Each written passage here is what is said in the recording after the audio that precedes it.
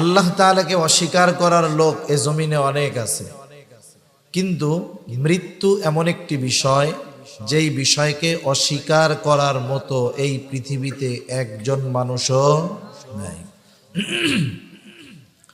এ দুনিয়া থেকে আমাদেরকে চলে যেতে হবে, এটা চিরন্তন এক সত্য কথা।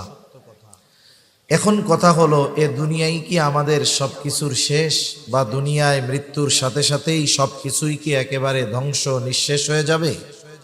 না, বরং মৃত্যুর মাধ্যমে নতুন আর এক বিষয়ের সূচনা হবে। এবং একটা মানুষ এই দুনিয়ার অল্প হায়াতে কি কর্ম করেছে, কি রেখে গেছে, এগুলোর উপরে বিবেচনা করে তার পরকালীন জীবনের অধ্যায় শুরু হবে। কোনো ব্যক্তি যদি দুনিয়াতে ভালো কর্ম, ভালো আমল করে গিয়ে থাকে, তাহলে মৃত্যু পরবর্তীকালীন যেই জিন্দেগি, এটা তার জন্য সুখময়, আনন্দময়, স্বাচ্ছন্দ্যময় হয়ে যাবে। কিন্তু একটা মানুষ যদি এই দুনিয়ার জগৎ হেলায় ফেলায় কাটিয়ে দেয়, যেমনটা মন চায় তেমনটাই করে, বলেন তো তার জন্য আখিরাত সহজ হবে না কঠিন হবে? নিঃসন্দেহে কঠিন হবে। এ দুনিয়াতে এমন একটা বিষয় আমরা অনেক সময় চিন্তা করি যে আমরা আমাদের প্রত্যেকের হিসাব নিজেরটা নিজে দিব, অন্যদের বিষয় নিয়ে হয়তো আমাদের কোনো টেনশন নাই, চিন্তা নাই। অথচ কোরআনুল কারীম এই নির্দেশনা আমাকে আপনাকে দিচ্ছে যে আমি আপনি শুধু নিজে জাহান্নাম থেকে বাঁচলে হবে না, নিজেই শুধু জান্নাতে যাওয়ার চেষ্টা করলে হবে না, বরং আমার অধীনস্থ যারা আছে এদেরকেও জাহান্নাম থেকে বাঁচানোর ফিকির করার দরকার আছে না নাই? রাসূল আকরাম সাল্লাল্লাহু আলাইহি ওয়াসাল্লাম বলেন, কুল্লুকুম রাঈন ওয়া কুল্লুকুম মাসউলুনা আন রাইয়াতিহি। নবীজি বলেন, প্রত্যেকটা মানুষ দায়িত্বশীল এবং প্রত্যেককে তার দায়িত্বের ব্যাপারে জিজ্ঞাসা করা হবে। আল্লাহ তাআলা কোরআনুল কারীমের মধ্যে বলেন, হে ঈমানদারেরা, তোমরা নিজেরা জাহান্নামের আগুন থেকে বাঁচো, অধীনস্থদেরকেও জাহান্নামের আগুন থেকে বাঁচাও। আল্লাহ তাআলা বলেন, ইয়া আইয়ুহাল্লাযীনা আমানু কু আনফুসাকুম ওয়া আহলিকুম নারা। আল্লাহ তাআলা বলেন, হে ঈমানদারেরা, নিজে জাহান্নামের আগুন থেকে বাঁচো, অধীনস্থদেরকেও জাহান্নামের আগুন থেকে বাঁচাও। জাহান্নামের আগুন থেকে নিজে যদি বাঁচতে হয়, বলেন তো কেমনে বাঁচতে হবে? রাসূল আকরাম সাল্লাল্লাহু আলাইহি ওয়াসাল্লামের সাহাবীরা প্রশ্ন করতেছে, ইয়া রাসূলুল্লাহ, নিজেকে জাহান্নামের আগুন থেকে বাঁচাবো দ্বীনের উপরে চলার মাধ্যমে, শরীয়তের হুকুম আহকাম মেনে নেওয়ার মাধ্যমে। নিজেকে জাহান্নামের আগুন থেকে বাঁচাবো বুঝলাম, কিন্তু অধীনস্থদেরকে জাহান্নামের আগুন থেকে বাঁচাবো কেমনে? মুফাসসিরিনে কেরাম বলেন, এখানে উদ্দেশ্য হলো নিজে সৎ আমলের মাধ্যমে, নেক আমলের মাধ্যমে ইমানদার নিজেকে জাহান্নামের আগুন থেকে বাঁচাবে, আর অধীনস্থদেরকে শরীয়তের দিক নির্দেশনা অনুযায়ী জাহান্নাম থেকে বাঁচানোর সর্বোচ্চ প্রচেষ্টা করবে।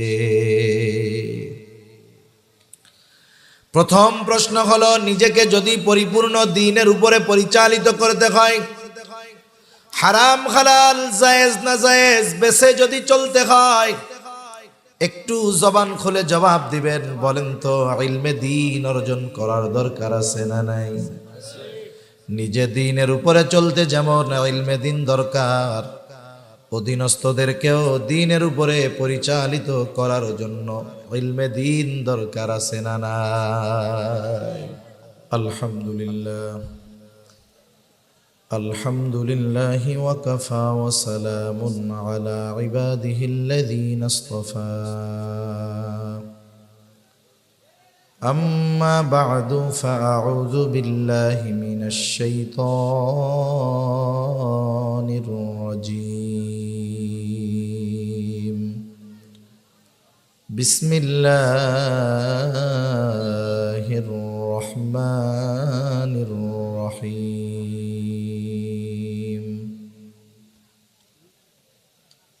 يا أيها الذين آمنوا قوا أنفسكم وأهليكم نارا وقودها الناس والحجارة وقال تعالى قل هل يستوي الذين يعلمون والذين لا يعلمون وقال رسول الله صلى الله عليه وسلم طلب العلم فريضة على كل مسلم أو كما قال النبي صلى الله عليه وسلم صدق الله العلي العظيم وصدق رسوله النبي الكريم ونحن على ذلك من الشاهدين والشاكرين والحمد لله رب العالمين سبحانك لا علم لنا إلا ما علمتنا إنك أنت العليم الحكيم আমরা মোহাব্বতের সাথে সবাই দুরূদ শরীফ পাঠ করি আল্লাহুম্মা সাল্লি আলা মুহাম্মাদিন ওয়া আলা আলি মুহাম্মাদ কামা সাল্লাইতা আলা ইব্রাহিম ওয়া আলা আলি ইব্রাহিম ইন্নাকা হামিদুম মাজিদ اللهم بارك على محمد وعلى آل محمد كما باركت على إبراهيم وعلى آل إبراهيم إنك حميد مجيد الحمد لله ঐতিহ্যবাহী নোয়াখালী জেলার অন্তর্গত বেগমগঞ্জ থানাধীন গোপালপুর আটিয়াকান্দি দারুল উলুম হক্কানিয়া কওমি মাদ্রাসার উদ্যোগে আয়োজিত প্রথম বার্ষিক ওয়াজ মাহফিলের সম্মানিত শ্রদ্ধেয় সভাপতি, আমন্ত্রিত উলামায়ে কেরাম, সামনে উপস্থিত মুরব্বিয়ানে কেরাম, সমবয়সী যুবক বন্ধু, স্নেহের ছোট ভাই এবং পর্দার অন্তরালে অবস্থানরতা সম্মানিতা শ্রদ্ধা মা ও বোন, দয়াময় আল্লাহ রব্বুল আলামিনের দরবারে অগণিত শুকর যে মহান মালিক আমাদের হায়াতে বরকত দিয়ে সুস্থ রেখে হাজারো মানুষের মধ্য থেকে যাচাই বাছাই করে হাদিসের ভাষায় জান্নাতের বাগানে আসার বসার, কিছু কথা বলবার এবং শ্রবণ করবার সুযোগ যে মহান মালিক আমাদের দান করেছেন, সে মহান মানিবকে খুশি করার জন্য মোহাব্বতের সাথে জবান খুলে অন্তর থেকে আমরা একবার কালিমাতুশ শুকর পাঠ করি আলহামদুলিল্লাহ। অগণিত দুরূদ ও সালাম সাইয়্যিদুল আম্বিয়া, আশরাফুল আম্বিয়া, খাতামুল আম্বিয়া, ইমামুল মুরসালিন, রহমাতুল লিল আলামিন মুহাম্মাদুর রাসূলুল্লাহ সাল্লাল্লাহু আলাইহি ওয়াসাল্লামের উপর আমি আপনাদের খেদমতে পবিত্র কোরআনুল কারীমের দুই জায়গা থেকে দুইটা আয়াতের অংশ ও রাসূল আকরাম সাল্লাল্লাহু আলাইহি ওয়াসাল্লামের অগণিত হাদিস থেকে একটা হাদিস পাঠ করেছি। আল্লাহ তাআলার কাছে তৌফিক চাই, আল্লাহ তাআলা কিছু কথা আমাকে অল্প সময়ের মধ্যে বলার তৌফিক দেন, যে কথাগুলো আমাদের সবার দুনিয়া এবং আখিরাতের জন্য কল্যাণকর হয়। সকলে বলি আমিন। সম্মানিত উপস্থিতি, এ দুনিয়াতে আমরা এসেছি অল্প কিছু সময়ের জন্য এবং একটা সময় এ দুনিয়া থেকে আমাদের সবাইকে চলে যেতে হবে। এই দুনিয়াতে হাজারো বিষয়ের ব্যাপারে হাজারো মতভেদ, মতানৈক্য, মতবাদ এ দুনিয়াতে আছে। এমনকি এ দুনিয়াতে এই মতভেদও আছে যে স্রষ্টার অস্তিত্ব আছে না নাই। আল্লাহ তাআলাকে অস্বীকার করার লোক এ জমিনে অনেক আছে, কিন্তু মৃত্যু এমন একটি বিষয় যেই বিষয়কে অস্বীকার করার মতো এই পৃথিবীতে একজন মানুষও নাই। এ দুনিয়া থেকে আমাদেরকে চলে যেতে হবে, এটা চিরন্তন এক সত্য কথা। এখন কথা হলো, এ দুনিয়ায় কি আমাদের সবকিছুর শেষ, বা দুনিয়ায় মৃত্যুর সাথে সাথেই সবকিছুই কি একেবারে ধ্বংস নিঃশেষ হয়ে যাবে? না, বরং মৃত্যুর মাধ্যমে নতুন আর এক বিষয়ের সূচনা হবে। এবং একটা মানুষ এই দুনিয়ার অল্প হায়াতে কি কর্ম করেছে, কি রেখে গেছে, এগুলোর উপরে বিবেচনা করে তার পরকালীন জীবনের অধ্যায় শুরু হবে। কোনো ব্যক্তি যদি দুনিয়াতে ভালো কর্ম, ভালো আমল করে গিয়ে থাকে, তাহলে মৃত্যু পরবর্তীকালীন যেই জিন্দেগি, এটা তার জন্য সুখময়, আনন্দময়, স্বাচ্ছন্দ্যময় হয়ে যাবে। কিন্তু একটা মানুষ যদি এই দুনিয়ার জগৎ হেলায় ফেলায় কাটিয়ে দেয়, যেমনটা মন চায় তেমনটাই করে, বলেন তো তার জন্য আখিরাত সহজ হবে না কঠিন হবে? নিঃসন্দেহে কঠিন হবে। এ দুনিয়াতে এমন একটা বিষয় আমরা অনেক সময় চিন্তা করি যে আমরা আমাদের প্রত্যেকের হিসাব নিজেরটা নিজে দিব, অন্যদের বিষয় নিয়ে হয়তো আমাদের কোনো টেনশন নাই, চিন্তা নাই। অথচ কোরআনুল কারীম এই নির্দেশনা আমাকে আপনাকে দিচ্ছে যে আমি আপনি শুধু নিজে জাহান্নাম থেকে বাঁচলে হবে না, নিজেই শুধু জান্নাতে যাওয়ার চেষ্টা করলে হবে না, বরং আমার অধীনস্থ যারা আছে এদেরকেও জাহান্নাম থেকে বাঁচানোর ফিকির করার দরকার আছে না নাই? রাসূল আকরাম সাল্লাল্লাহু আলাইহি ওয়াসাল্লাম বলেন, কুল্লুকুম রাঈন ওয়া কুল্লুকুম মাসউলুনা আন রাইয়াতিহি। নবীজি বলেন, প্রত্যেকটা মানুষ দায়িত্বশীল এবং প্রত্যেককে তার দায়িত্বের ব্যাপারে জিজ্ঞাসা করা হবে। আল্লাহ তাআলা কোরআনুল কারীমের মধ্যে বলেন, হে ঈমানদারেরা, তোমরা নিজেরা জাহান্নামের আগুন থেকে বাঁচো, অধীনস্থদেরকেও জাহান্নামের আগুন থেকে বাঁচাও। আল্লাহ তাআলা বলেন, ইয়া আইয়ুহাল্লাযীনা আমানু কু আনফুসাকুম ওয়া আহলিকুম নারা। আল্লাহ তাআলা বলেন, হে ঈমানদারেরা, নিজে জাহান্নামের আগুন থেকে বাঁচো, অধীনস্থদেরকেও জাহান্নামের আগুন থেকে বাঁচাও। জাহান্নামের আগুন থেকে নিজে যদি বাঁচতে হয়, বলেন তো কেমনে বাঁচতে হবে? রাসূল আকরাম সাল্লাল্লাহু আলাইহি ওয়াসাল্লামের সাহাবীরা প্রশ্ন করতেছে, ইয়া রাসূলুল্লাহ, নিজেকে জাহান্নামের আগুন থেকে বাঁচাবো দ্বীনের উপরে চলার মাধ্যমে, শরীয়তের হুকুম আহকাম মেনে নেওয়ার মাধ্যমে। নিজেকে জাহান্নামের আগুন থেকে বাঁচাবো বুঝলাম, কিন্তু অধীনস্থদেরকে জাহান্নামের আগুন থেকে বাঁচাবো কেমনে? মুফাসসিরিনে কেরাম বলেন, এখানে উদ্দেশ্য হলো নিজে সৎ আমলের মাধ্যমে, নেক আমলের মাধ্যমে ঈমানদার নিজেকে জাহান্নামের আগুন থেকে বাঁচাবে, আর অধীনস্থদেরকে শরীয়তের দিক নির্দেশনা অনুযায়ী জাহান্নাম থেকে বাঁচানোর সর্বোচ্চ প্রচেষ্টা করবে।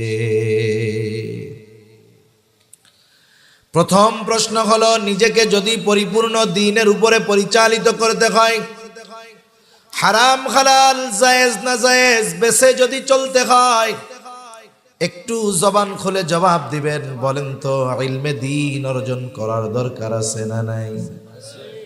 নিজে দ্বীনের উপরে চলতে যেমন ইলমে দ্বীন দরকার, অধীনস্থদেরকেও দ্বীনের উপরে পরিচালিত করার জন্য ইলমে দ্বীন দরকার আছে না নাই? এজন্য স্বাভাবিক ভাষায় বলা হয় শিক্ষা জাতির মেরুদণ্ড। শিক্ষা জাতির কি মেরুদণ্ড? মূল বিষয় হলো আসলে কোন শিক্ষা জাতির মেরুদণ্ড। দুনিয়ায় তো শিক্ষার অভাব নাই। চোর হঠাৎ করেই চুরি করতে পারে না, তার জন্য চুরি শেখা লাগে, ঠিক কিনা বলেন?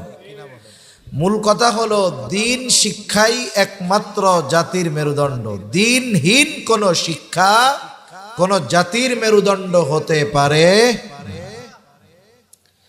আপনি জাগতিক বিদ্যা অর্জন করেন, অসুবিধা নাই, তবে এই বিদ্যার মধ্যে দ্বীনের সমন্বয় থাকতে হবে। দ্বীনের সমন্বয় যদি না থাকে, ওই জাগতিক বিদ্যা দুনিয়া অর্জনে কাজে লাগতে পারে, কিন্তু আখিরাতে বাঁচার কোনো উপায় থাকবে না।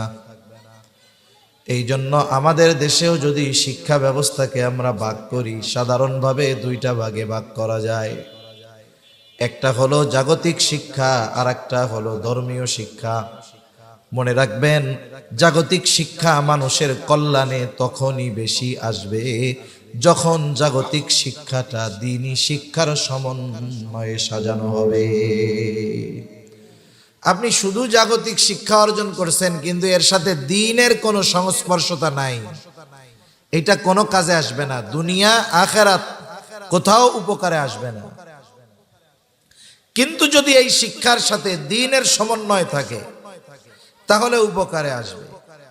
এখন বাস্তবতা হলো আমাদের এই জাগতিক শিক্ষার যেই সিলেবাস, এইখানে দ্বীনের সমন্বয় তো বহুদূর, বরং দ্বীন যাচ্ছে জাগতিক শিক্ষার সিলেবাস থেকে, স্কুল থেকে, কলেজ থেকে, হাই স্কুল থেকে, ভার্সিটি থেকে ইসলামকে দূর করার অপচেষ্টা আরো চলতেছে, ঠিক কিনা বলেন? ইসলামকে বের করে দিতে চাচ্ছে। আবার আমাদের সন্তানদেরকে এমন শিক্ষায় শিক্ষিত করতে চায় যেই শিক্ষা গ্রহণ করলে ঈমানই থাকবে না। এই দৃষ্টিকোণ থেকে জাগতিক শিক্ষাটা দুই ধরনের হতে পারে। কয় ধরনের? একটা হলো জাগতিক উপকারী শিক্ষা, আর একটা হলো জাগতিক অনুপকারী শিক্ষা। প্রথম আসেন অনুপকারী শিক্ষার বিষয়টা জানি। এই জাগতিক সিলেবাসের শিক্ষায় এমন কিছু শিক্ষা আছে যেই শিক্ষাটা যদি মানুষ শুধু শেখা নয়, সাথে সাথে যদি বিশ্বাস করে, নিঃসন্দেহে তার ঈমান চলে যাবে। যেমন প্রসিদ্ধ বিষয়ের দুই একটা বলি আপনাদের, তাইলে বুঝতে সহজ হবে। আমি বেশি সময় কষ্ট দিব না আপনাদের। এরপরেও অনেক বড় বড় বুজুর্গ আছে, মেহমান ওলামায়ে কেরাম আছে, ওনারাও আলোচনা করবে। আমি হয়তো 9:30 একটু ধৈর্য সহকারে শোনা যাবে তো ইনশাআল্লাহ। এখন এই জাগতিক শিক্ষার অনুপকারী শিক্ষা, এই অনুপকারী শিক্ষার দুই একটা উদাহরণ দিলে বুঝতে সহজ হবে যে আমাদের সন্তানদের এই জাগতিক শিক্ষার মাধ্যমে ভবিষ্যৎ কোথায় গিয়ে ঠেকতে পারে। যেমন জাগতিক সিলেবাসে, একেবারে টোটাল সিলেবাসের সবগুলো বিষয় সামনে এক মাহফিলে 1 ঘন্টা 1.5 ঘন্টা সময়ের মধ্যে আলোচনা করা সম্ভব নয়। কিন্তু এই জাগতিক সিলেবাসের প্রসিদ্ধ দুই একটা বিষয় আমি আপনাদের খেদমতে বললে বুঝতে সহজ হবে। এখন এই জাগতিক সিলেবাসে বায়োলজির মধ্যে মনে হয় পড়ায়, জীববিজ্ঞানের মধ্যে একটা মতবাদ আছে যেটাকে বিবর্তনবাদ বলে। এই মতের প্রবক্তা যে মানুষ এক সময় মানুষই ছিল না, মানুষ এক সময় বানর ছিল, এটা বিবর্তনের মাধ্যমে আস্তে আস্তে আস্তে আস্তে এক সময় বানর থেকে মানুষ হয়ে গেছে। এই বিবর্তনবাদ জাগতিক শিক্ষা সিলেবাসে আছে না নাই? আমাদের বাংলাদেশের সিলেবাসেও আছে। বাংলাদেশের যেই জেনারেল শিক্ষার কারিকুলাম, এই জায়গায় শতকরা 95% হলো মুসলমানের সন্তান। মুসলমানের সন্তানদের সর্বোচ্চ 5% পড়ে মাদ্রাসায়, 95% পড়ে স্কুলে। এখন বলেন, আমার আপনার সন্তানকে যদি জাগতিক লাইনে উচ্চ শিক্ষায় শিক্ষিত করতে চাই, এই মতবাদ তাকে পড়তে হবে কি হবে না? এখন সে পড়তে গিয়ে যদি ডারউইনের মতবাদকে সে বিশ্বাস করে নেয়, এটা বোঝার জন্য সূক্ষ্ম জ্ঞানের অধিকারী হওয়া লাগবে না। কেউ যদি এই বিশ্বাস করে নেয় মানুষ মানুষ ছিল না, মানুষ বানর থেকে হইছে, একটু জবান খুলে বলেন তো, যে এই বিশ্বাস করবে তার ঈমান থাকবে নাকি যাবে? তাহলে জাগতিক শিক্ষার সবচাইতে বড় ক্ষতি হলো আমার আপনার সন্তান এগুলো বেঈমান হয়ে যাবে। কি হতে পারে বলেন না? বেঈমান হয়ে যেতে পারে। এছাড়া আরো ক্ষতি আছে, অনেক ক্ষতি আছে।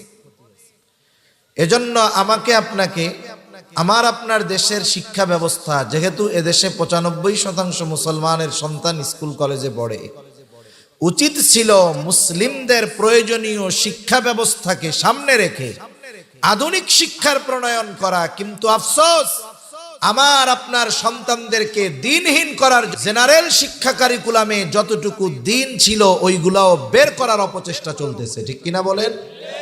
মাঝে মধ্যে খোসা মাইরা দেখে যে আপনাদের আমাদের ঈমান ঠিক আছে কিনা। মাঝে মধ্যে দেখে চোর যখন কোনো বাড়িতে চুরি করতে যায়, আপনাদের এলাকায় চুরি টুরি হয়, আগে যখন মানুষের মাটির ঘর ছিল তখন ওই শিং কাইটা চুরি করতো না, ওই কালের এক চোররে মুরব্বীরা ধইরা জিজ্ঞাসা করছে, মানুষ তো ঘরের মধ্যে থাকে, তোরা কেমনে বুঝো যে এই বাড়িতে আজকে চুরি করা যাইব? এখন চোর বলতেছে যে চুরি করার আগে ওই বাড়িটা সে কয়েকবার আসে ঘুরে টুরে দেখে যে বাড়ির অবস্থা কি। এখন চুরি করার নিয়তে একদিন আসছে, আসার পরে সে আগে টেস্ট করে যে ঘরের লোক সজাগ আছে কিনা। কেমনে করে? চুরি করার জন্য চোরের যেই কাজ, এর একটা আওয়াজ হবে, তো শব্দ হবে না। ও জানে যে আমার এই চুরির কার্য সম্পাদন করতে এতটুকু আওয়াজ হবে, ওই আওয়াজের চাইতে আর একটু বেশি জোরে সে আওয়াজ করে, বাড়ির দরজার মধ্যে আঘাত করে, নাইলে টিনের বেড়ার উপরে আঘাত করে। এখন বলেন তো, রাত 2টার সময় ঘরের মধ্যে কোনো মানুষ যদি সজাগ থাকে, এই রকম অনাকাঙ্ক্ষিত আওয়াজ যদি হয়, ওই বাড়ির মানুষ ঘরের বাইরে না আসলেও কমপক্ষে ঘরের মধ্য থেকে বলবে না, এই কে রে? বলে কি বলে না? এখন চোর এই আওয়াজের পরে যখন ঘরের মানুষের ঘরের থেকে আওয়াজ আসবে, এই কে রে, চোর কি বুঝবে বলেন তো? চুরি করা যাইব ওই বাড়ি? এবার চোর কি করবে? চলে যাবে। আপনাদের কি মনে হয় যে আজকে চলে গেল বিধায় আর এই বাড়িতে চুরি করতে আসবে না? বিষয়টা কি এরকম না, টার্গেট আছে, কিন্তু আজকে ওই টার্গেট পূরণ করতে পারবে না। কারণ কি? ঘরের মানুষ সজাগ। আর যদি ওই আওয়াজ 2-3 বার করার পরে ঘরের মানুষ বিদেশি কম্বলের তলে শীতে নাকটাইকা ঘুমায়, নাক ডেকে যদি ঘুমায়, চোর চিন্তা করবে আজকে তাহলে এই বাড়ি থেকে চুরি করতে কোনো অসুবিধা নেই।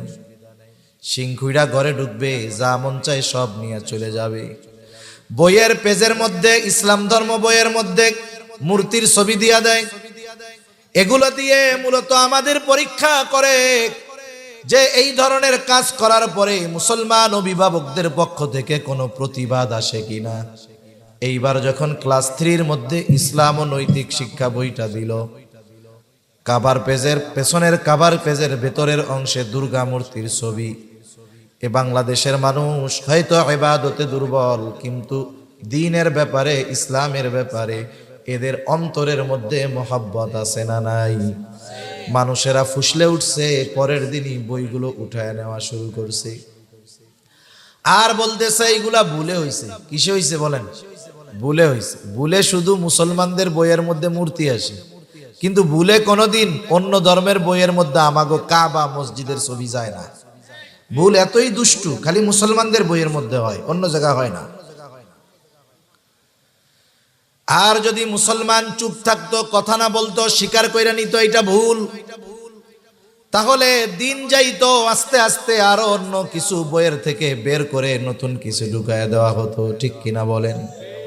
সেজন্য সাবধান, আমাকে আপনাকে সজাগ থাকতে হবে, হুঁশ থাকতে হবে। কারণ আমার আপনার সন্তান এই বইগুলো যখন পড়বে, ওইগুলোর বিশ্বাস যখন তাদের মধ্যে আসবে, হতে পারে ওই বিশ্বাস তার ঈমান ধ্বংসের কারণ হতে পারে। আরো কত কিছু এই জাগতিক শিক্ষার মধ্যে শিখায়, এ কথা সব এক মজলিসে বলা সম্ভব না।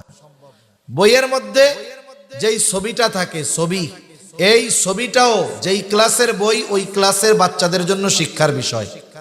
ওই ছবির মধ্যেও কি থাকে? শিক্ষা থাকে। যেমন স্কুলের 7ম শ্রেণীর একটা বইয়ের নাম হলো ইতিহাস ও সামাজিক বিজ্ঞান। ইতিহাস ও সামাজিক বিজ্ঞান। এখন এই বইয়ের কাভার পেজে একটা মেয়ের ছবি দেওয়া আছে, ক্লাস 7-এর বই। মেয়েটার পরনে হলো হাফ প্যান্ট। কি প্যান্ট বলেন? Half pant. ক্লাস 7-এ যারা পড়ে, বলেন তো এরা কি খুকি নাকি প্রাপ্তবয়স্ক?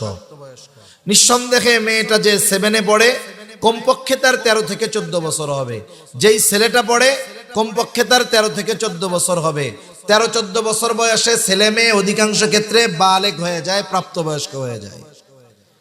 হাদিসের মধ্যে আসছে আহাদুল বুলুগ, বালেগ হওয়ার সীমা রেখা হলো 15 বছর। তবে এটা সূর্যের হিসাবে নয়, সৌর হিসাবে নয়, চন্দ্র হিসাবে। চন্দ্র হিসাবে যদি 15 বছরে বালেগ হয়, তাহলে ইংরেজি হিসাব যেটা, ওটাতে হয় 14.5 বছর। কয় বছর? তার মানে 14.5 বছর বয়সে একটা ছেলে বালেগ হয়ে যায়, এর আগেও হতে পারে। একটা ছেলে মেয়ে যখন বালেগ হয় না, শিশু থাকে, নাবালেগা থাকে, তখন তাদের উপরে শরীয়তের কোনো হুকুম সাব্যস্ত হয় না। কিন্তু যেই ছেলে যেই মেয়েটা বালেগ, বলেন তো কোন ছেলে যদি প্রাপ্তবয়স্ক হওয়ার পরে হাঁটু বাহির কইরা হাঁটে, তার গুনাহ হবে কি হবে না? প্রাপ্তবয়স্ক হওয়ার পরে ওই ছেলেটাকে সতর ঢাইকা চলতে হবে, কমপক্ষে নাভি থেকে হাঁটুর নিচ পর্যন্ত ঢেকে রাখতে হবে। আর যদি মেয়ে হয়, তার গোটা দেহটাকে ঢেকে রাখতে হবে। এমনকি একজন সাবালিকা বালেগা মেয়ের কণ্ঠস্বরটাও মোটামুটি সতর। কারণ এদেশে বহুত মানুষ শুধু কণ্ঠস্বর শুনে পাগল হয়ে গেছে। আমাদের অঞ্চলে এক জায়গায় ঘটনা ঘটছে, ওই আগে যখন ওই যে মোবাইল ছিল 300 টাকায় 45 না 47 মিনিট, ওই জামানায় একজন মেয়ের সাথে কথা বলছে দীর্ঘকাল, কণ্ঠ ছিল কোকিল কণ্ঠ। তখন তো আর দেখার মোবাইল আসে নাই, এবার দেখা করতে গেছে, যাইয়া দেখে এটা পেতনির মতো কালা। এই কণ্ঠের আকর্ষণে অনেক ফিতনা হতে পারে। এজন্য নারীর কণ্ঠটাও এটা সতরের অন্তর্ভুক্ত। নারী রাস্তায় চলবে, জোরে পাও ফেলবে না। এখন বলেন, ক্লাস 7 এর মেয়ে ওই বইয়ের সামনে দেওয়া হাফ প্যান্ট পরে আছে, এর দ্বারা কি বুঝাইতে চায়? ওরা বোঝাতে চায়, ও ক্লাস 7 এর মেয়ে, তুমি ক্লাস 7 এ পড়ো, তাতে কি কোনো অসুবিধা নাই, তুমিও হাফ প্যান্ট পরে মানুষের সামনে যাইবা, কোনো অসুবিধা নাই। তার মানে মুসলিম সমাজে ওই শিক্ষা দেওয়ার মাধ্যমে আমার আপনার কন্যা, আমার আপনার বোনদেরকে ওরা উলঙ্গ করতে চায়, ওরা বোঝাতে চায় এই অশ্লীল অশালীন চলাফেরায় কোনো অসুবিধা নাই। এখন এই ধরনের এক একটা বলতে গেলে অনেক কথা বলতে হবে। মোট কথা হলো, জাগতিক শিক্ষার দুইটা দিক, একটা হলো অনুপকারী শিক্ষা, এটাই এখন বেশি জাগতিক সিলেবাস, আর একটা হলো উপকারী শিক্ষা। এর মধ্যে থেকেও কিছু উপকার আছে, তবে ক্ষতি বেশি। যেমন একটা ছেলে লেখাপড়া করে ডাক্তার হলো, ইঞ্জিনিয়ার হলো, এই সমাজের মানুষের চিকিৎসার জন্য ডাক্তারের দরকার আছে না নাই? জোরে বলেন, আছে না নাই? ইঞ্জিনিয়ারের দরকার আছে না নাই? এখন একজন ডাক্তার হয়ে আসে যদি চিন্তা করে, আমি তো এখন মোটামুটি একটা টাকার মেশিন, নোয়াখালীতে সুন্দর একটা চেম্বার দিছে, 1000 টাকা করে ভিজিট নেই, যেই যায় রুগী সুস্থ হোক আর অসুস্থ হোক 10,000 টাকা টেস্ট ধরায় দেয়। আছে না এরকম ডাক্তার? সুস্থ লোকরে টেস্ট দিয়ে আবার কয়, চাচা আপনি আমাগো এলাকার লোক, আপনার লাগে 10% কম দিলাম। চাচাও কিন্তু খুশি, জরি বাবারে আমারে কত মহব্বত করে, 10,000 টাকা বিল আমারে 1000 টাকা কমায় দিছে। কিন্তু দেখা যাবে কি, এই 9,000 টাকাই কাকার কাছ থেকে হুদা হুদা নিছে, মানে শুধুই নিছে। আর এই 9,000 টাকা থেকে 4,500 টাকা ডায়াগনস্টিক সেন্টার নিবে, আর 4,500 ডাক্তার খাবে। আবার বলে দেয়, চাচা টেস্ট কিন্তু ওইটার থেকেই করবেন, অন্যটার থেকে করলে কিন্তু ভালো হবে না। আছে না নাই? এখন এটারে ডাক্তার কইবেন না ডাকাত কইবেন? তাহলে জাগতিক শিক্ষায় শিক্ষিত হয়ে উপকারী জ্ঞান অর্জন করেও অনেক সময় ডাকাত হতে পারে। আবার কিছু ডাক্তার, আল্লাহর বান্দা এমন আছে, ডাক্তার হয়েছে ঠিক, প্রত্যন্ত অঞ্চলে তার বাড়ি, সপ্তাহে একদিন অথবা মাসে একদিন সে গ্রামে আসে। আসার সময় স্বাভাবিক মানুষের যেই প্রাইমারি চিকিৎসার ওষুধগুলো নিয়ে আসে, জ্বরের ওষুধ নিয়ে আসে, স্যালাইন নিয়ে আসে, কিছু সিবিট নিয়ে আসে। গ্রামে আইসা ওই একদিন এলাকার দরিদ্র অসহায় মানুষদেরকে ফ্রি ট্রিটমেন্ট দেয়, ফ্রি দেখে। আবার যার জ্বরের বড়ি দরকার তাকে জ্বরের ট্যাবলেট দিয়া দেয়, যার গ্যাসের ওষুধ দরকার গ্যাসের ওষুধ দিয়া দেয়। ওই ডাক্তার কেন এটা করে? বলে এটা মানব সেবার জন্য করি, খেদমতে খালকের নিয়তে করি। কেন করেন? লাভ কি? বলে আল্লাহর সন্তুষ্টির জন্য করি। এখন বলেন তো, যেই ডাক্তার ডাক্তারি জ্ঞান অর্জন করার জন্য, আল্লাহর সন্তুষ্টির জন্য মানুষের সেবায় নিয়োজিত হয়, মানুষের খেদমত করে, তার এই জাগতিক উপকারী জ্ঞানটা তার আখিরাতে নাজাত হওয়ার কারণ হতে পারে কি পারে না? এটা হবে তখন এই ডাক্তার যখন দিনকে তার শিক্ষার সাথে সমন্বয় ঘটাবে। ওই যে আল্লাহর সন্তুষ্টির জন্য, মানুষের খেদমতের জন্য, আল্লাহর সন্তুষ্টির আশায় যখন এই জাগতিক উপকারী জ্ঞানকে কাজে লাগাবে, তখন এটা তার জন্য উপকার হবে, মানুষের উপকার হবে, তার আখিরাতের উপকার হবে। ঠিক কিনা বলেন? কিন্তু যদি দিন না থাকে, ডাকাতি করে, তাইলে এই উপকারী শিক্ষাটাও মানুষকে ঠকানো, ফাঁকিবাজি, এগুলো করার জ্ঞান তার হবে, এগুলো করার অপরাধ তার হবে, গুনাহগার হবে। এখন আসেন, উচিত তো ছিল আমাদের এই জেনারেল শিক্ষা ব্যবস্থায় কমপক্ষে এতটুক দিন থাকা, যতটুক দ্বারা মুসলমানের সন্তানের জরুরতে দিন শেখা হয়ে যায়। প্রত্যেক মুসলমানের উপরে কিন্তু দ্বীনি ইলম শিক্ষা করা ফরজ, জানেননি? এখন আসেন আমরা একটু ধর্মীয় বিষয় আলোচনা করি। তাহলে 1 নাম্বার হলো আধুনিক শিক্ষা, 2 নাম্বার হলো ধর্মীয় শিক্ষা। ধর্মীয় শিক্ষা এটা প্রত্যেক মুসলমানের জন্য ফরজ। রাসূল আকরাম সাল্লাল্লাহু আলাইহি ওয়াসাল্লাম বলেন, তলাবুল ইলমি ফারিদাতুন আলা কুল্লি মুসলিম।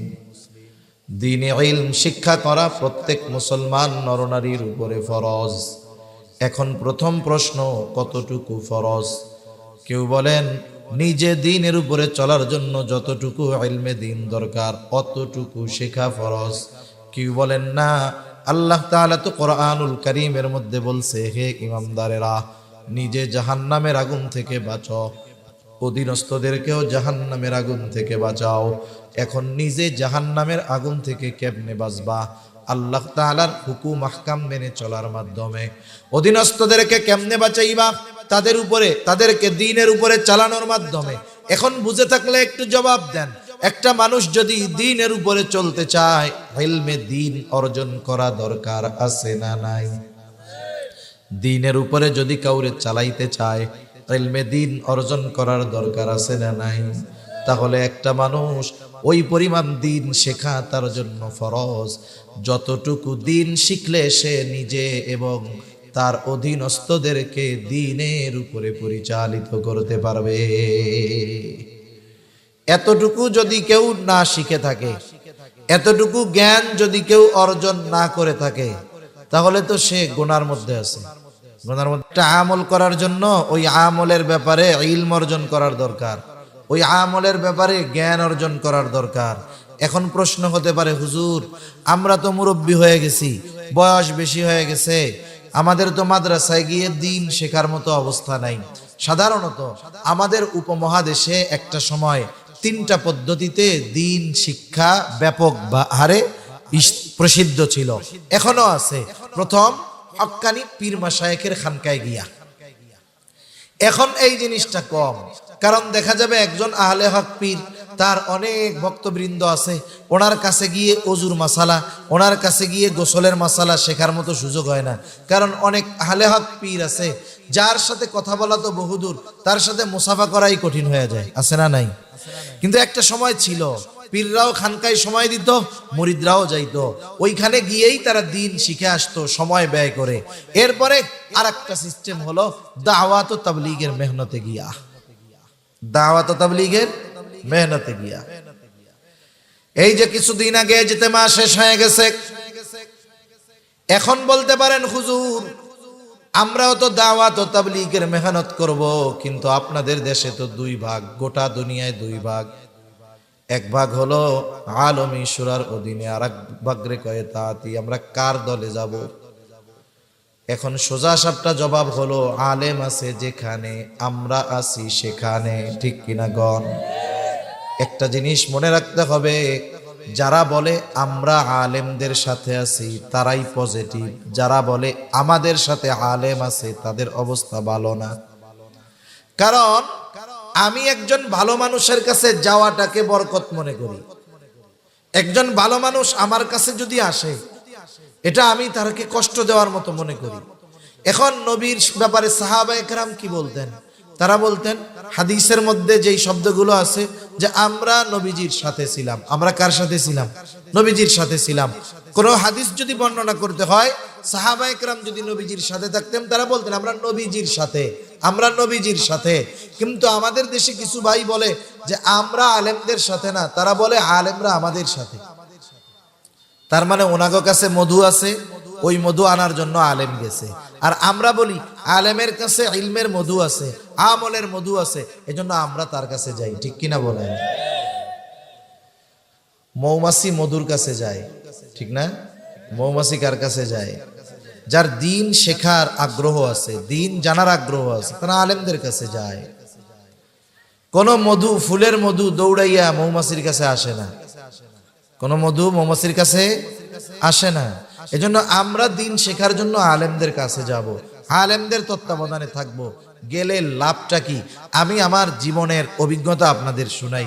এই মাঝে মধ্যে মাদ্রাসা থেকে যখন বাড়িতে যাইতাম, আমি তাবলিগে সময় দিতাম, 3 দিন করে দিতাম। 1 সপ্তাহ ছুটি, 3 দিন সময় লাগাইতাম।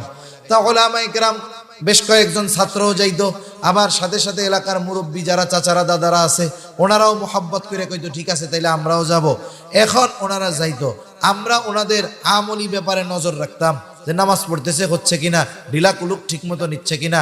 একদিন এক মুরব্বী সম্পর্কে আমার দাদা যাচ্ছে বাথরুমে 2 নাম্বার করতে। কয় নাম্বার করতে? এটা 2 নাম্বার কেন বলে বলেন তো?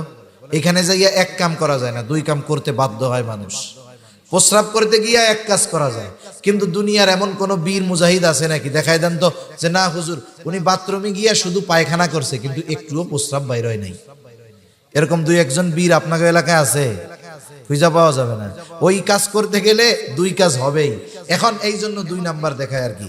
এখন চাচা আমার যাচ্ছে বাথরুমের দিকে, দাদা আমি জিজ্ঞাসা করতেছি দাদা কই যান? আমারে দেখায় 2 নাম্বারে যাই। এখন তো শহরে টিস্যু পেপার, কিন্তু গ্রামে এখনো মাটির ঢিলা ব্যবহার করা হয়, মাটির ঢিলা। এখন আমি এমনিই জিজ্ঞাসা করতেছি হাতের মধ্যে কি কয় ঢিলা? আমারে দেখাইলো কয়টা? আমি দেখলাম 3টা। এখন আমি দাদারে জিজ্ঞাসা করি দাদা আপনি কি ওইখানে গিয়ে শুধু পায়খানাই করেন, প্রস্রাব মনে হয় করেন না? কই কেন? আমি কি আপনি যখন শুধু প্রস্রাব করেন আপনার কি ঢিলা ব্যবহার করা লাগে? কই লাগে তো। আমি যদি প্রস্রাব করে একটু ঢিলা ব্যবহার না করি, একটু নড়াচড়া না করি, তাইলে প্রস্রাবের নালী দিয়ে, প্রস্রাবের রাস্তা দিয়ে প্রস্রাব বের হয়। এখন বলেন নামাজ ফরজ হওয়ার, নামাজের যেই ফরজগুলো আছে, নামাজ হওয়ার জন্য যেই বিষয়গুলো ফরজ, এর মধ্যে অন্যতম একটি ফরজ হলো শরীর পাক, কাপড় পাক। এখন 1 ফোঁটা প্রস্রাব যদি লুঙ্গির উপরে পড়ে, ওই ফোঁটা কি জায়গায় থাকে না ছড়ায়া যায়? যতটুকু জায়গায় ছড়ায়া যায় ওই পোশাকের দ্বারা নামাজ না হওয়ার জন্য এটা যথেষ্ট। কথা বুঝেন নাই? এখন আমি দাদারে জিজ্ঞাসা করতেছি আপনি পায়খানায় গেলেন, ঢিলা 3টা ব্যবহার করবেন, কই কই পায়খানার রাস্তায়। আমি কই প্রস্রাব করার পরে আপনার প্রস্রাব বের হয়, ঢিলা ব্যবহার করা লাগে, নড়াচড়া করেন, কিন্তু পায়খানায় যাইয়া যেই প্রস্রাব করেন ওই প্রস্রাব মনে হয় বের হওয়ার সম্ভাবনা নাই। এইবার মুরব্বীর টনক নড়া গেছে, কারণ এতকাল বাথরুমের মধ্যে গিয়া শুধু 3 ঢিলা পায়খানার রাস্তায় ব্যবহার করছে, প্রস্রাবের রাস্তায় করে নাই। এইবার উনি বুঝতেছে যে কাম সারা। এইবার বেচারা হতাশ হয়ে গেছে, মুরব্বী মানুষ, আমি আর কি কমু। আমি একটু সান্ত্বনা দিয়ে বললাম আপনি যখন বাথরুমে যাবেন নিয়মটা শিখা নেন। ঢিলা ব্যবহার করার পরে প্রস্রাবের রাস্তার ঢিলাটা ব্যবহার করবেন পানি খরচ করার আগে। সাফ হয়ে গেছেন তো? এইবার আপনার যদি দাঁড়াইতে হয় বাথরুমের মধ্যে, জায়গা যতটুকু আছে আপনি একটু দাঁড়ান, নড়াচড়া করেন, এরপরে যখন ক্লিয়ার তখন পানি খরচ করে বাইরে হয়ে আসেন। বেচারা আফসোস করে বলতেছে আমি কত তাবলিগে গেলাম, 3 চিল্লায় সময় দিলাম, কেউ আমার এই বিষয়টা কইল না। বছরের পর বছর, যুগের পর যুগ নামাজ পড়লাম, কেউ আমাকে এই বিষয়টা বলল না। একটু চিন্তা করে দেখেন, আমি আলেম সেই হিসাবে বলতেছি না, এইরকম প্রত্যেকটা ক্ষেত্রে উলামায়ে কেরামের তত্ত্বাবধানে যদি থাকা যায়, আমার ইবাদত, আমার আমল সহি শুদ্ধ হওয়ার জন্য যেই বিষয়গুলো দরকার তারা ধরায়া ধরায়া শিখায়া দেয়। এজন্য যদি সময় থাকে দাওয়াত ও তাবলীগে উলামায়ে কেরামের তত্ত্বাবধানে থেকে সময় দিব। আমি আমার ওজর খাই করব, আমি আমার অসুবিধার কথা গিয়ে বলবো যে ভাই শুনেন আমি কিছুই জানি না, আমি একজন মূর্খ মানুষ, দ্বীনের উপরে চলতে চাই, আমার দ্বীন শেখার দরকার, মাদ্রাসায় ভর্তি হওয়ার সুযোগ নাই, এখন এই আল্লাহর রাস্তায় সময় দিব 3 চিল্লা, আমাকে এমন জামাতের মধ্যে দিবেন যেই জামাতের তত্ত্বাবধানে উলামায়ে কেরাম আছে, উলামায়ে কেরামের তত্ত্বাবধানে যেই জামাত, যেন আমি আলেমদের কাছ থেকে জরুরতে দ্বীন শিখে এরপরে বাড়িতে যেতে পারি। আমি যেন আমার উপরে থেকে একটি ফরজ দায়িত্ব পালন করে এরপরে বাড়িতে যাইতে পারি। কত আলেমদের কারগুজারি শুনছি, আলহামদুলিল্লাহ। গেছে তাবলীগে, হায় রে হায়, নামাজ পড়তেছে 20 বছর ধরে, দোয়া কুনুত পারে না, কুল হু আল্লাহ দিয়ে চালাই দিছে 20 বছর। এই বেচারা গেছে আলেমরা স্পেশাল ভাবে তত্ত্বাবধানে রাখা সূরাগুলো সহি শুদ্ধ করেছে, নামাজের দোয়াগুলো শিখিয়েছে, আত্তাহিয়াতু শিখিয়েছে, দুরূদ শরীফ শিখিয়েছে, দোয়া মাসুরা শিখিয়েছে। এরপরে যেই সূরাগুলো দরকার শিখাইছে, এমন মানুষও তিন চিল্লা ওলামায়ে কেরামের সাথে থেকে কোরআন শরীফ জীবনে ধরে নাই, পড়তে পারে নাই, দেখে দেখে শুদ্ধ করে 10 পারা কোরআন শিখে এরপরে বাড়িতে আসছে। সুবহানাল্লাহ। এজন্য দিন শেখার অন্যতম একটা মাধ্যম হলো দাওয়াত ও তাবলীগ। উলামায়ে কেরামের তত্ত্বাবধানে যদি যাইতে পারি, দিন শেখার ব্যবস্থা আছে। সাথে সাথে আপনাদের তো সুযোগ আছে, এলাকায় মসজিদের ইমাম সাহেবকে গিয়া যদি বলেন, হুজুর আমার সূরাগুলো একটু ঠিক কইরা দেন, সূরাগুলো একটু দেখেন তো হুজুর সহি শুদ্ধ আছে নাকি। আমরা যদি হুজুরের কাছে গিয়া বলি, হুজুর মাসলা মাসাইল একটু শিখাইয়া দেন, হুজুর কি বলবে? যে আমি খুব বেশি ব্যস্ত, এগুলো আমি পড়াইতে পারবো না, এই কথা বলবে। বরং আরো আগ্রহের সাথে আপনাকে শিখাইয়া দিবে। কিন্তু সমস্যা কি জানেননি? সমস্যা হইল আমরা চিন্তা করি আমি নামাজ পড়ি গোপনে যা পড়ি এটা তো আর কেউ শুনে না, ভুল পড়ি আর শুদ্ধ পড়ি এটা তো কেউ শোনে না। এখন হুজুরের সাথে তো মাঝে মধ্যে একটু গরম গরম ভাব নেই। এখন যদি সূরা ফাতিহা জিজ্ঞাসা করে, শুদ্ধভাবে যদি না পড়তে পারি, তাহলে তো আমি লজ্জা পাবো। তাহলে কি পাবো? লজ্জা পাবো। এই লজ্জার চিন্তা কইরা আপনি যখন নিজের অবস্থাকে গোপন করতেছেন, দুনিয়ায় নাইলে একটু লজ্জা পাইতেন, কিন্তু এই ভুলের কারণে আখিরাতে যে ডান্ডা দিয়ে ফিরাইব। দুনিয়ার লজ্জা একটু ভালো আখিরাতের মাইরের চাইতে, ঠিক কিনা বলেন? এজন্য লজ্জা শরম বাদ দিয়া ইমাম সাহেবের কাছে গিয়া বলবো, হুজুর আমার এই দুর্বলতাগুলো আছে, একটু শোনেন। যদি মানুষের সামনে বলতে লজ্জা লাগে, তাইলে একাকী যান, যে হুজুর আমার সূরাগুলো সহি শুদ্ধ কইরা দেন, আমার একটু কোরআন পড়া শিখায় দেন। দেখবেন আপনি যদি আবেগ দরদ মোহাব্বত নিয়ে তার কাছে গিয়া বলেন, উনিও মোহাব্বতের সাথে আপনাকে শেখানোর চেষ্টা করবে, কি করবে না? এই যে আপনাদের মাদ্রাসা, কত সুন্দর মাদ্রাসা, হেদায়েতুন নাহু পর্যন্ত আছে নাকি? হেদায়েতুন নাহু পর্যন্ত আছে। এই যে মাদ্রাসা, মুহতামিম সাহেব খুব ভালো মানুষ। আপনারা যদি কয়েকজন মিলে গিয়ে হুজুরে বলেন যে হুজুর আমরা তো হায়াত তো শেষ, এখন তো আর কাম কাজ নাই, পোলাপান বিদেশের বাড়িতে থাকে, বাড়ি বসি ঘুরি আর সাত দোকানে যাই খালি আড্ডা মারি, হায়াত তো শেষ হয়ে যাইতেছে, আমার বেজের কত মানুষ দুনিয়া থেকে চলে গেল, হুজুর হায়াত পার হয়ে গেছে, এক খতম কোরআন পড়তে পারি নাই, হুজুর মাসলা মাসাইল গুলো ঠিক মতো জানি না, কোরআনের সহি শুদ্ধ করে নামাজের যেই সূরাগুলো পারি না, হুজুর দৈনিক 1 ঘন্টা আমাদের এই 10 জনরে আপনি দেন, অথবা একটু ব্যবস্থা করে দেন যেন আমরা জরুরতে দিন শিখতে পারি, ফরজ পরিমাণ ইলম অর্জন করতে পারি। কেন মুহতামিম সাহেব কি বলবে নাকি যে আমরা এটা পারুম না? বলবে? বরং আপনাদেরকে উল্টা চা খাওয়াইয়া এগুলো শেখার ব্যবস্থা করে দিবে। তার মানে আমাদের দিন শেখার জায়গা আছে, শুধু আমরা শিখি না, আমাদের গাফলতি। এখন যদি না শিখা থাকেন, তাহলে তো ওই যে ফরজ তরকের গোনা আমল নামায় যোগ হচ্ছে তো হচ্ছেই। সেজন্য অনুরোধ হলো, সময় সুযোগ যদি থাকে দাওয়াত ও তাবলীগে সময় দেন। দিন পরিপূর্ণ জানা নাই, ইমাম সাহেবকে বলেন, মাদ্রাসার মুহতামিম সাহেবকে বলেন, কোনো অসুবিধা নাই। এইবার দিন শিক্ষার অন্যতম প্রতিষ্ঠান হলো দ্বীনি শিক্ষা প্রতিষ্ঠান। এই মাদ্রাসাগুলোর মধ্যে দিন শেখানো হয়। শুধু তাই না, এই মাদ্রাসাগুলো হলো আমাদের আগামী প্রজন্মের ঈমান বাঁচানোর ক্যান্টনমেন্ট। এই মাদ্রাসাগুলো যদি না থাকে, তাহলে মানুষ বদ্দিন হয়ে যাবে। মনে করেন কথার কথা এদেশ থেকে জেনারেল কারিকুলামকে মানুষের কাছে সর্বস্তরে পৌঁছায় দেওয়ার উদ্দেশ্যে মাদ্রাসা বন্ধ করে দেওয়া হইল। কথার কথা। আপনি জেনারেল কারিকুলামের অবস্থা তো জানেন না, এ যে কত গভীর এক ষড়যন্ত্র। এ যদি আপনারা বুঝতেন, তাইলে মুসলমানের সন্তানেরা কেউ ওইখানে সন্তানদেরকে পড়তে দিত না। এই সিলেবাস প্রণয়ন করে কারা জানেন? যারা এই সমাজের মধ্যে ফ্রি মিক্সিং, অশ্লীলতা, বেহায়াপনা, জেনা ব্যভিচার